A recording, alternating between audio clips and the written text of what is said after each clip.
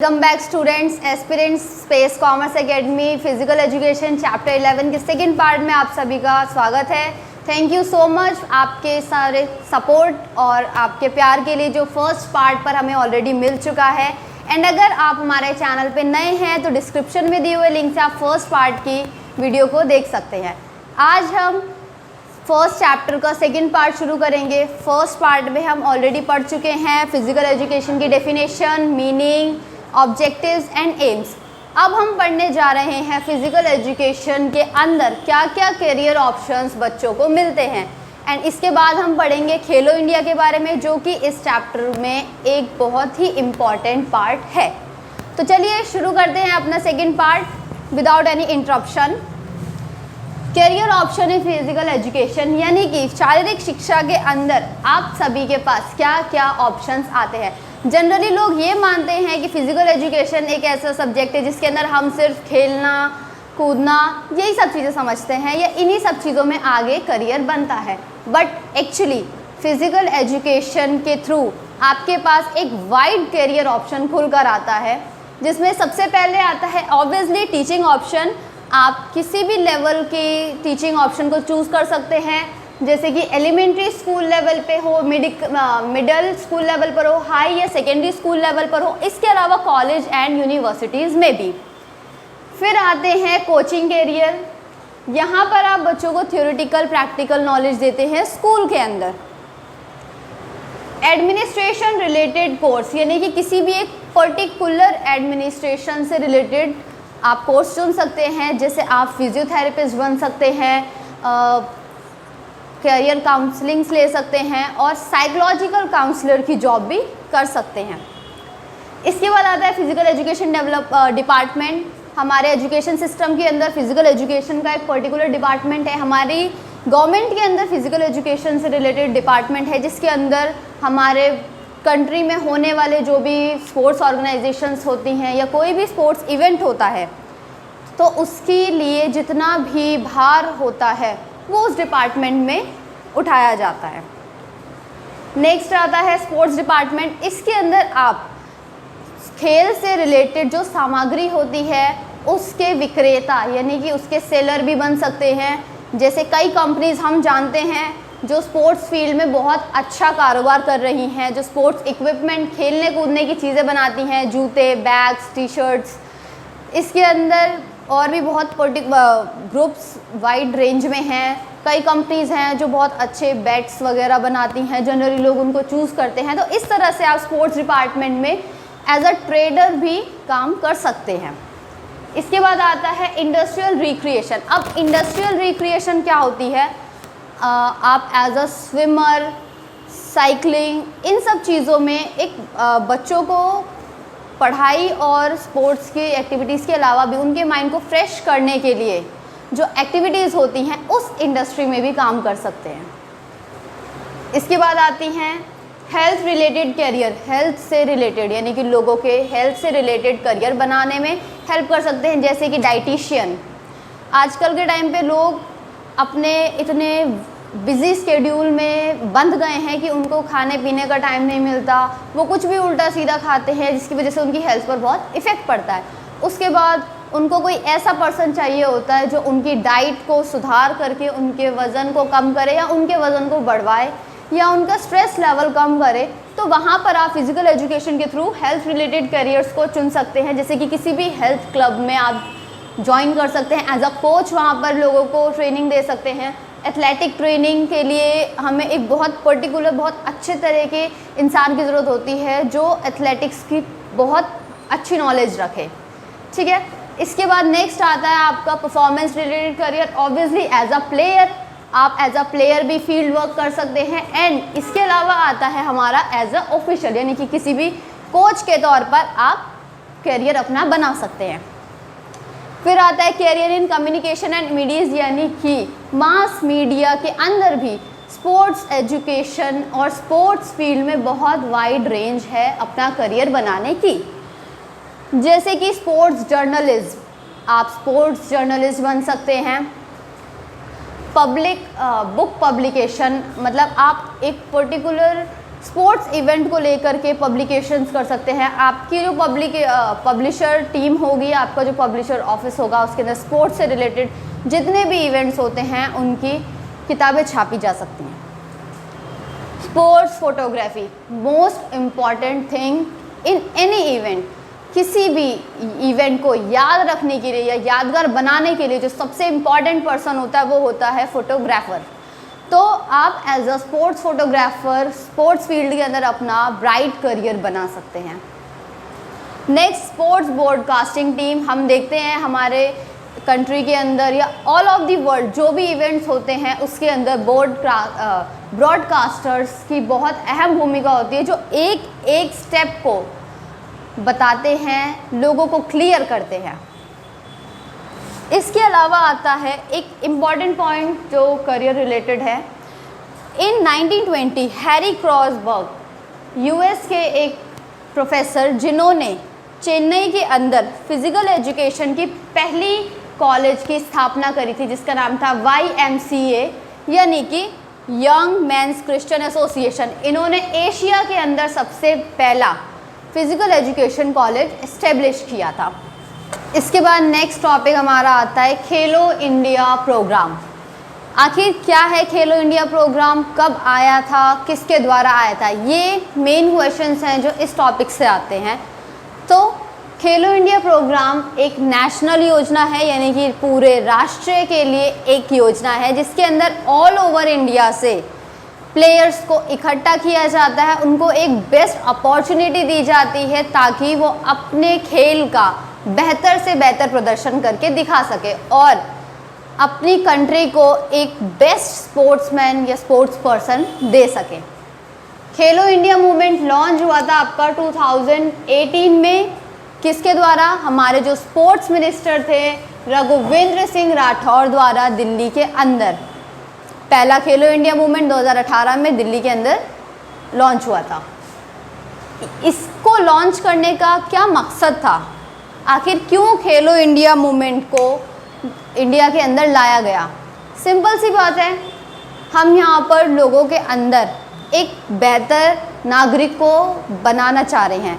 तो इस कॉन्सेप्ट के अंदर, इस खेलो इंडिया प्रोग्राम के अंदर जो मेन मोटिव था वो था बच्चों के बीच में टीम स्पिरिट को डेवलप करना, उनकी थिंकिंग को और ज़्यादा एक्सटेंड करना, एक बड़ा सा ज़रिया देना ताकि वो ये ना सोचे कि खेल कूद जो है वो एक बहुत छोटी सी चीज़ है। इस पूरे क्षेत्र को उनके सामने उभार करके लाना। उसके बाद लीडरशिप की, यानी कि एक बेहतर लीडर बनने की क्वालिटी उनके अंदर डेवलप करना।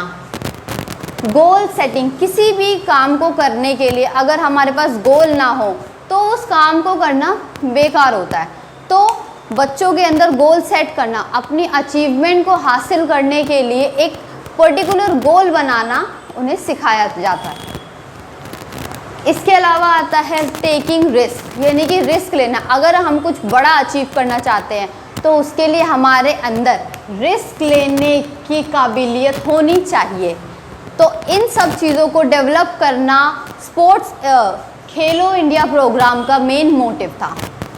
इसके बाद खेलो इंडिया प्रोग्राम को कौन कौन खेल सकता है ये पता करना ज़रूरी था, क्योंकि कोई 60 साल के बुज़ुर्ग खेलो इंडिया मूवमेंट में पार्टिसिपेट कर सकते हैं या नहीं ये जानना ज़रूरी था। क्या कोई छोटा बच्चा खेलो इंडिया प्रोग्राम में पार्टिसिपेट कर सकता है या नहीं ये जानना ज़रूरी था। तो इसके लिए एक क्राइटेरिया सेट करा गया। खेलो इंडिया मूवमेंट के अंदर अभी 2 कैटेगरीज में डिवीज़न हुआ है, जो कि आपकी under 17 and under 21 age group है। अंडर 17 के अंदर 17 साल से जितने भी छोटे बच्चे हैं, 14 to 17 के बीच का जो एज गैप, एज लिमिट है, वो अंडर 17 एज ग्रुप के अंदर खेलता है। फिर आता है 21, तो 17 से 21 साल का जो एज ग्रुप है वो आपका अंडर 21 एज ग्रुप में खेलता है। अब इसके क्या एडवांटेजेस हैं? आखिर बच्चों को अपना बेहतर प्रदर्शन दे करके क्या मिलता है राष्ट्रीय सम्मान के अलावा भी? तो पहली चीज़ तो ये कि ये पूरी की पूरी जो स्कीम है ये गवर्नमेंट द्वारा स्पॉन्सर्ड करी जाती है।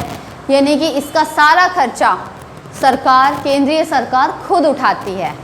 इससे क्या होता है, जो बच्चे फीस अफोर्ड नहीं कर पाते हैं, ट्रेनिंग नहीं ले पाते या फिर किसी भी अन्य ओपन नेशनल वगैरह में नहीं खेल पाते हैं, उनको अपनी काबिलियत दर्शाने का भरपूर मौका मिलता है। स्पोर्ट्स पर्सन जो हैं उनको एक प्रेरणा मिलती है कि वो खेल और पढ़ाई दोनों ही क्षेत्र में आगे बढ़ सकते हैं। इस प्रोग्राम का जो मेन मकसद है वो खेलो इंडिया मूवमेंट को लगभग 20 कॉलेजेस, 20 यूनिवर्सिटीज़ में इसका विस्तार करना है, जो कि इस गेम का मुख्य एम ये भी है कि ऐसे 20 यूनिवर्सिटीज़ में स्पोर्ट्स सेंटर बनाना जो कि पूरे विश्व के लिए खेल का एक मुख्य केंद्र बने, जिसमें विश्व के अलग अलग देशों से आए हुए बच्चों को भी मौका मिले। इसी तरह से इंडिया के अंदर ऐसी 20 यूनिवर्सिटीज़ का चयन करके उन्हें एक कंप्लीट स्पोर्ट्स जोन बनाने का एक मकसद इस खेलो इंडिया प्रोग्राम के अंदर लिया गया है। तो हमारा नेक्स्ट टॉपिक है फिट इंडिया प्रोग्राम। खेलो इंडिया प्रोग्राम के बाद फिट इंडिया प्रोग्राम भी एक ऐसा इवेंट है जिसमें लोगों को फिज़िकल एक्टिविटी करने के लिए प्रोत्साहित किया जाता है।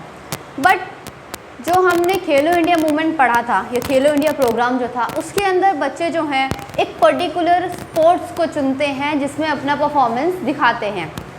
लेकिन फिट इंडिया मूवमेंट एक ऐसा प्रोग्राम है जिसके अंदर हमारे कंट्री के हर एक सिटीज़न को पार्टिसिपेट करने का पूरा मौका मिलता है।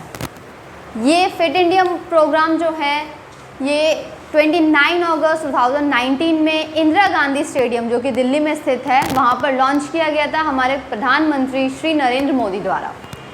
इसका मेन मोटिव ये है कि कंट्री में जितने भी सिटीजन्स हैं उन सबको अपनी फिज़िकल हेल्थ पर ध्यान देने का एक अवसर मिले। आजकल की लाइफ में हम लोग इतने ज़्यादा बिजी हो चुके हैं, हमारा शेड्यूल इतना टफ हो चुका है कि हम अपनी बॉडी को टाइम नहीं दे पा रहे हैं रिकवरी करने के लिए। हम काम कर रहे हैं, जिससे हमारी मेंटल और फिज़िकल दोनों ही हेल्थ जो है बुरी तरह से डैमेज हो रही है। तो फिट इंडिया मूवमेंट का जो मोटिव है वो यही है कि लोगों में फ़िज़िकल स्ट्रेंथ और फिज़िकल एक्टिविटीज़ को लेकर के अवेयरनेस फैलाई जाए। इसका मेन पर्पज़ ये है कि लोगों की डेली लाइफ में उनको फिटनेस के बारे में बताया जाए और उनसे फ़िज़िकल एक्टिविटीज़ करवाई जाए, जिससे उनकी बॉडी जो है और उनका जो मेंटल स्टेट है वो दोनों ही स्टेबल रहें। यहाँ पर 3 कैटेगरीज़ में लोगों को डिवाइड करा गया है। पहले आते हैं 5 साल से लेकर 18 साल के बच्चे, उसके बाद आते हैं 18 से 64 साल के लोग, उसके बाद आते हैं 65 साल या 65 साल से अबव लोग। यहाँ तीनों ग्रुप्स में हम इस तरह की एक्टिविटीज़ देखते हैं जो हर एज ग्रुप अपने लेवल के हिसाब से परफॉर्म कर सके। इसमें कोई लिमिटेशन नहीं है कि आपको इतना बेहतर परफॉर्म करना है। इसके अंदर आपको जो भी एक्टिविटीज़ दी जाती हैं, बस उस एक्टिविटी को अपने हिसाब से अपनी बॉडी की कि वो किस क्षमता तक उस एक्टिविटी को कर सकती है, वो एक्टिविटी हम अपने लेवल पर करते हैं।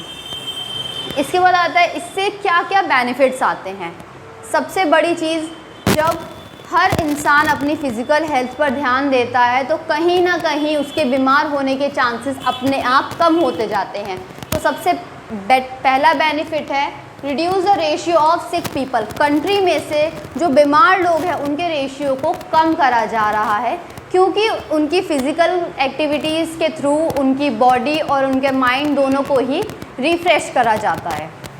उसके बाद आता है कि इसकी मदद से लोग ज़्यादा टाइम तक एक्टिव रह पाते हैं। एक ऐसा पर्सन जो कोई फिज़िकल एक्टिविटी नहीं कर रहा, बस अपनी 9 to 5 की जॉब कर रहा है, वर्क का प्रेशर लेकर के बैठा हुआ है, उसको जब फिज़िकल एक्टिविटी के थ्रू रिफ़्रेशिंग मोड दिया जाता है तो वो ज़्यादा टाइम तक एक्टिव रह पाता है। इसकी मदद से लोगों की फ़िज़िकल हेल्थ जो है वो बूस्ट होती है और इसके साथ साथ आपका लंग और जो कार्डियोवास्कुलर फंक्शन है वो इम्प्रूव होता है। मेंटल डिसऑर्डर्स डिप्रेशन और एंजाइटी जैसे मेंटल डिसऑर्डर्स को रिड्यूस करा जाता है, क्योंकि इसके अंदर हमारा माइंड जो है, जब हम फिज़िकल एक्टिविटीज़ करते हैं तो हमारा माइंड ऑटोमेटिकली रिफ़्रेश रहता है, जिसकी वजह से ये सब मेंटल डिसऑर्डर्स से इंसान बच जाता है। उसके बाद ये बोन्स की फ्लेक्सिबिलिटी और बोन्स की डेंसिटी को इम्प्रूव करता है, जिसकी वजह से ऑस्टियोपोरोसिस जैसी बीमारियों का खतरा कम होता है। सो ये हमारे चैप्टर का लास्ट टॉपिक था। इसके साथ क्लास 11th का chapter first changing trends in career ख़त्म होता है। इसके अलावा अगर आप में से किसी को भी किसी भी तरह की परेशानी होती है तो आप कमेंट सेक्शन में उसके बारे में पूछ सकते हैं, या फिर हमारे इंस्टाग्राम चैनल पर DM कर सकते हैं, जिसका लिंक डिस्क्रिप्शन बॉक्स में आपको मिल जाएगा। अगर आप और बेहतर तरीके से फिज़िकल एजुकेशन की क्लासेस फॉलो करना चाहते हैं तो आप हमें ऑफलाइन भी कांटेक्ट कर सकते हैं। एंड ऐसी और यूज़फुल वीडियोस के लिए लाइक, सब्सक्राइब और शेयर करें हमारे चैनल को। Thank you so much.